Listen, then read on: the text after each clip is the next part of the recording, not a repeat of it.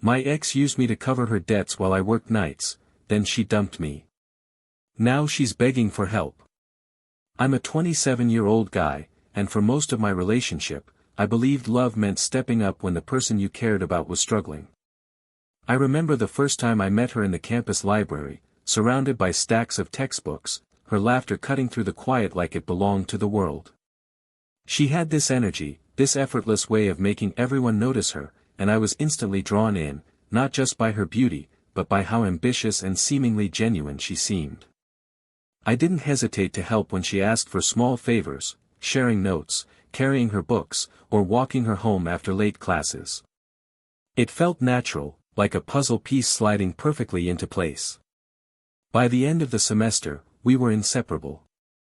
I'd find myself covering dinners, splitting bills, or helping with little emergencies she faced. At first, I didn't think twice. I told myself that love was about support, about being there even when it was inconvenient. Friends often told me I was too good to be true, like it was some warning, but I ignored it. I felt proud, imagining that these efforts were building a foundation, something solid, something real. The nights I stayed up extra hours at work to send her money felt worth it, even when my own bank account started looking thin.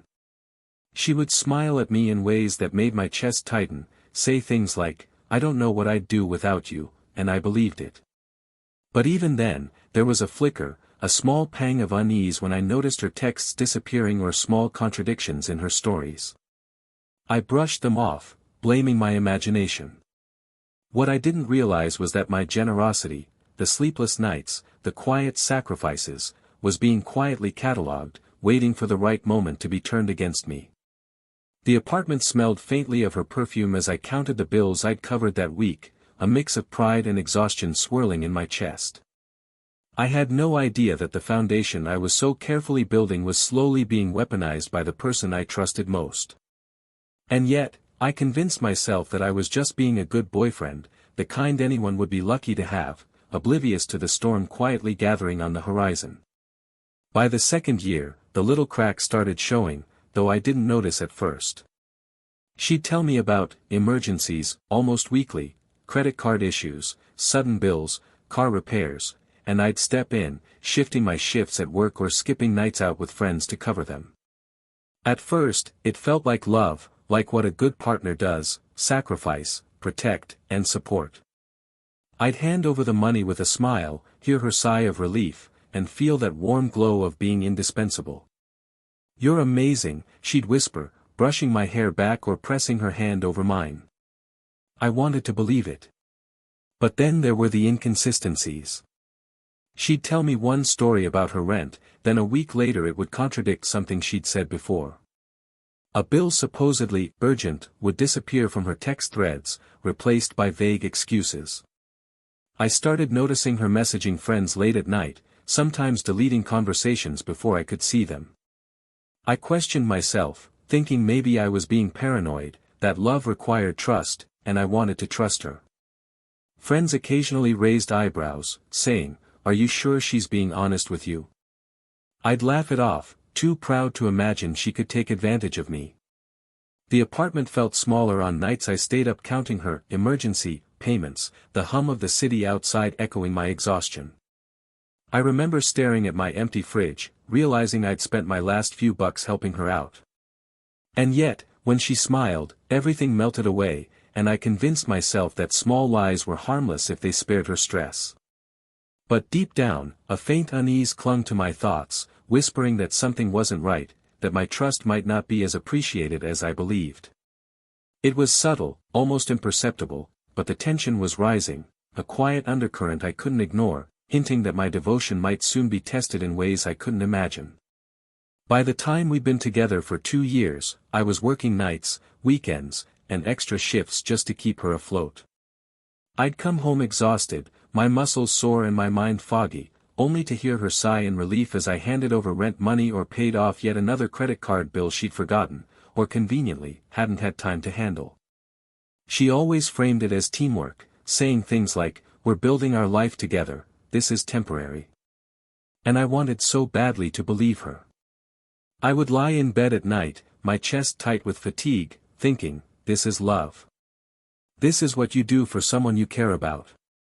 Friends started noticing how worn down I looked, how little energy I had for myself, and some warned me I was being used. I nodded, smiled, and promised I was fine, though a tiny part of me whispered that maybe they were right. Her requests were never small anymore. One week it would be a car repair, the next, her friend's tuition. I'd count my paychecks over and over, figuring out how much I could give without going under. The apartment smelled faintly of coffee and her perfume when I arrived after a 12-hour shift, and I would collapse on the couch, feeling torn between exhaustion and the deep, compulsive need to help. I remember one night she leaned over me and whispered, "You're the only one who really understands me," and I melted. I wanted to believe I was making a difference, that my sacrifices mattered. But even in those moments, I noticed little things, a deleted message, a casual lie, a contradiction in her stories. I brushed them off as minor mistakes, telling myself I was being paranoid. And yet, a knot in my stomach tightened every time I handed her money, a silent alarm I refused to listen to. The tension was building, the imbalance growing heavier with each passing week, and I still had no idea that my generosity was quietly being weaponized. I wanted to be the rock she needed, but the foundation I was building felt increasingly unstable, and I had no idea that the storm was closer than I thought. It hit me slowly, then all at once, that maybe I hadn't been building a life together at all, I'd been building her safety net. I found out one evening, scrolling through my bank statement, that money I had explicitly set aside for bills and groceries had vanished, spent on things I had never agreed to, expensive dinners, shopping sprees, even a weekend getaway she'd never mentioned. My chest tightened as I stared at the numbers, disbelief washing over me. When I confronted her, she flinched and said, "I'm sorry. I didn't mean to go over, I needed it."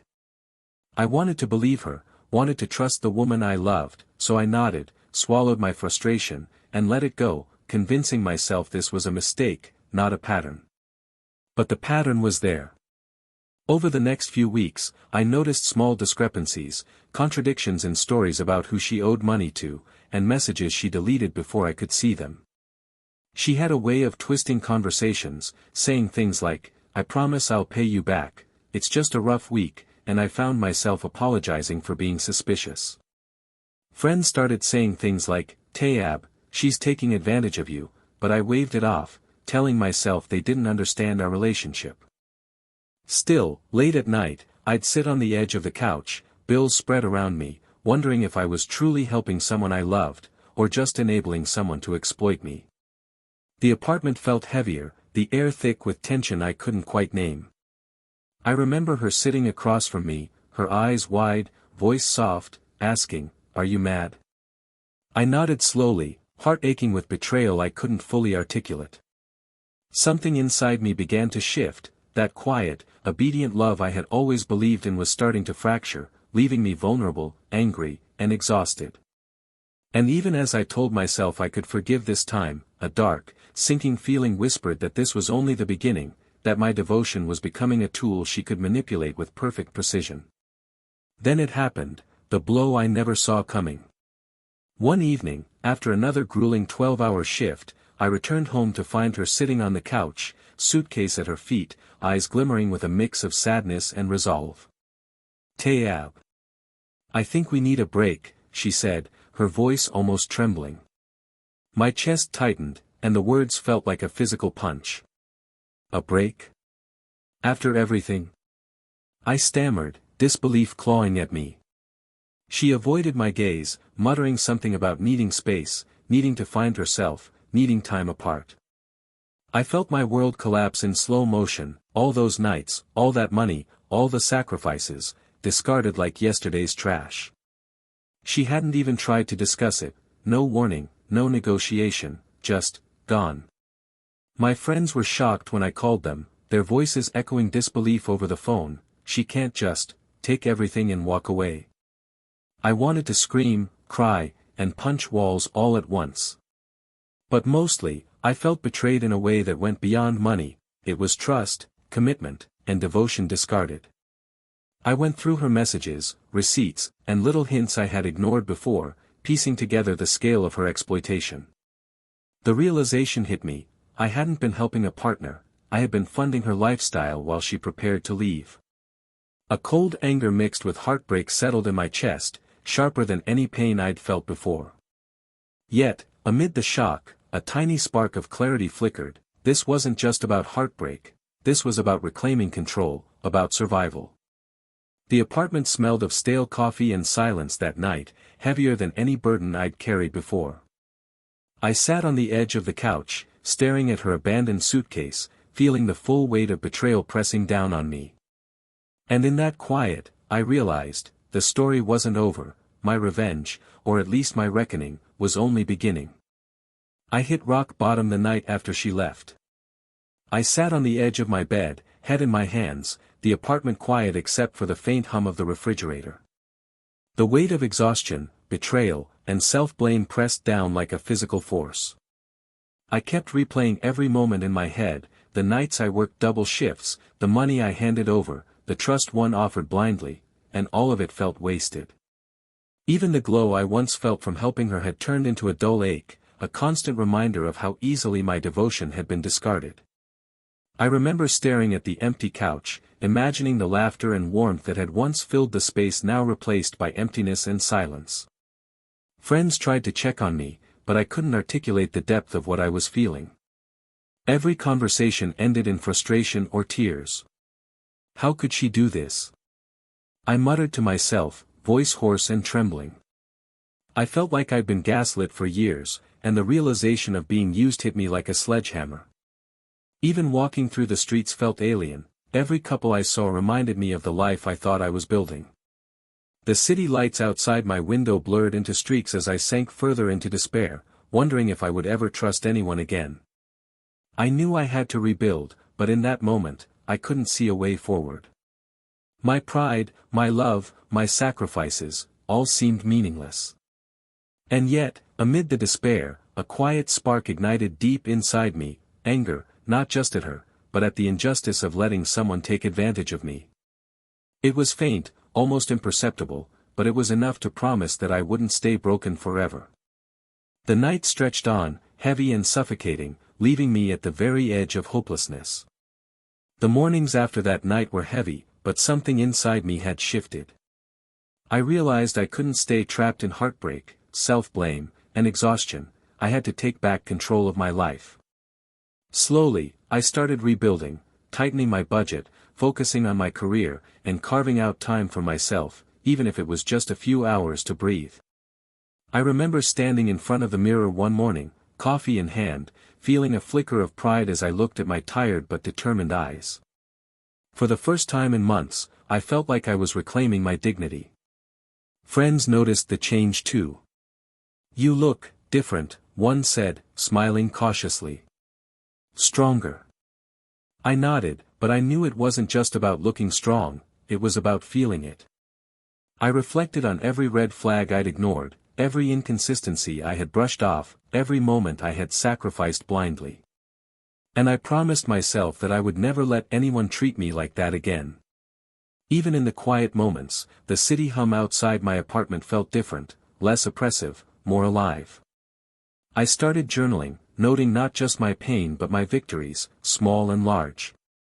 Each day was a reclaiming of self-respect, each night a shedding of the weight she left behind. And while the anger still simmered, it no longer consumed me, it became a fuel, a reminder that I had survived and would thrive. Yet, amid this slow reconstruction, an unexpected tension crept in. Months had passed, and I hadn't heard from her, but I sensed that the very person who had taken so much from me might not stay silent forever.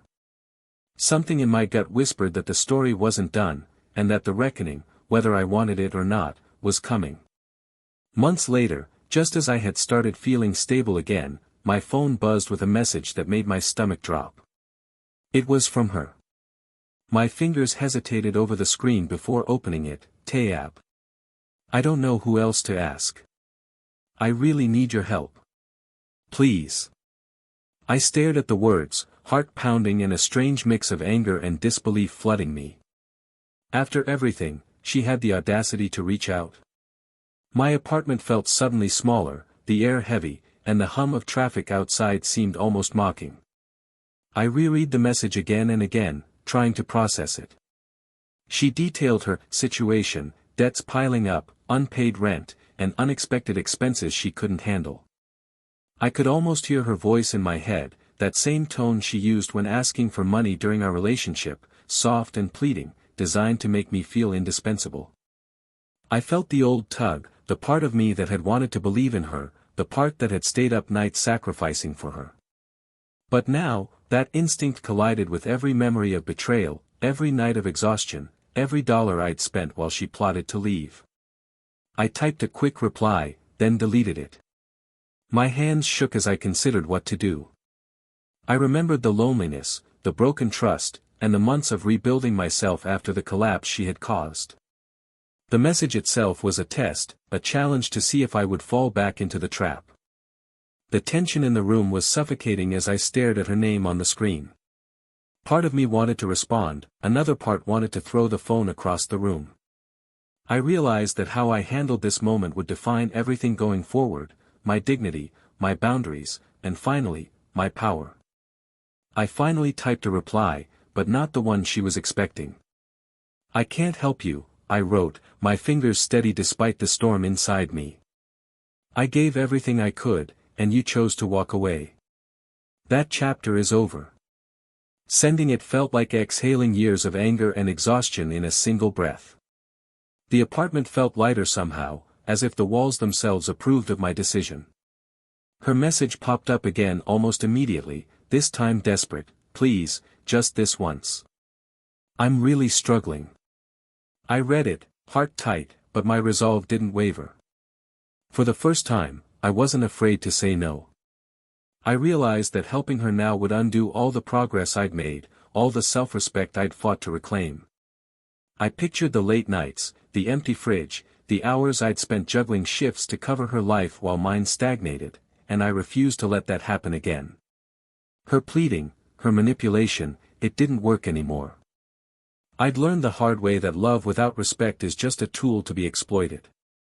I sat back in my chair, the hum of the city outside mixing with the quiet pride swelling inside me.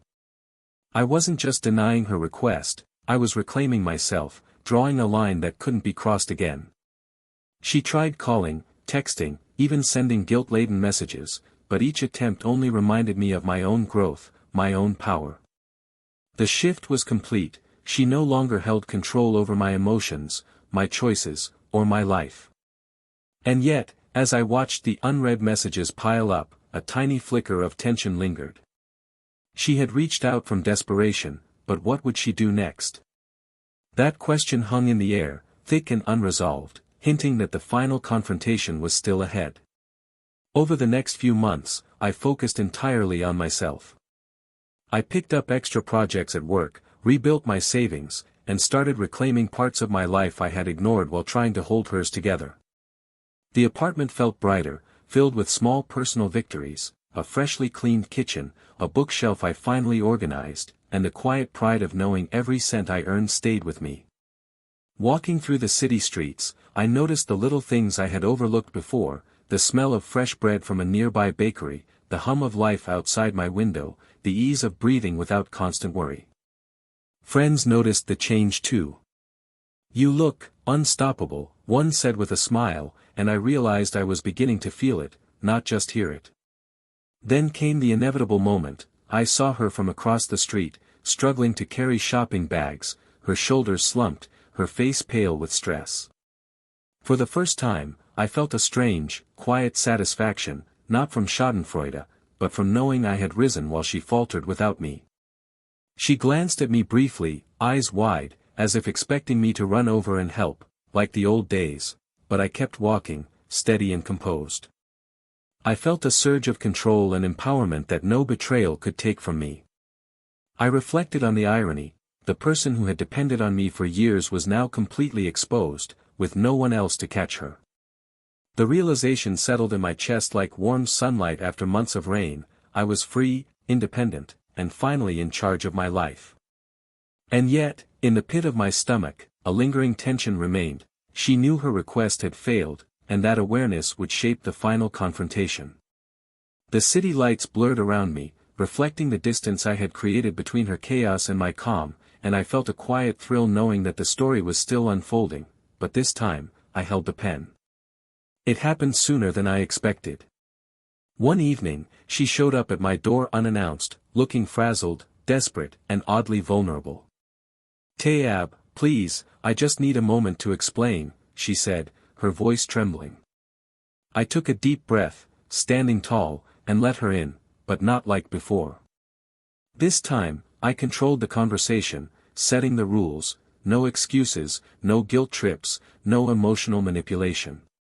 She sank onto the couch, eyes darting nervously, as I recounted every moment, every lie, every debt she had left me to cover, and the nights I sacrificed while she planned her exit. She tried to twist it, her voice shaking. I didn't know you felt that way. I thought, we were just helping each other." I didn't flinch. "Helping each other doesn't mean taking advantage and walking away," I said firmly. The apartment seemed smaller, but this time, it was my space, my rules, my voice dominating the room. I watched the desperation creep across her face as the power she once held over me vanished entirely. It was satisfying, but not in a cruel way. I didn't yell, I didn't throw anything. I just spoke the truth, every word cutting deeper than any confrontation I could have staged in anger. And in that quiet, controlled moment, I realized the transformation inside me was complete. I had reclaimed my dignity, my power, and my life. Her eyes filled with tears, not just from regret but from the shock of seeing me unshaken, independent, and finally free. The tension in the room was palpable, but it was mine now, not hers.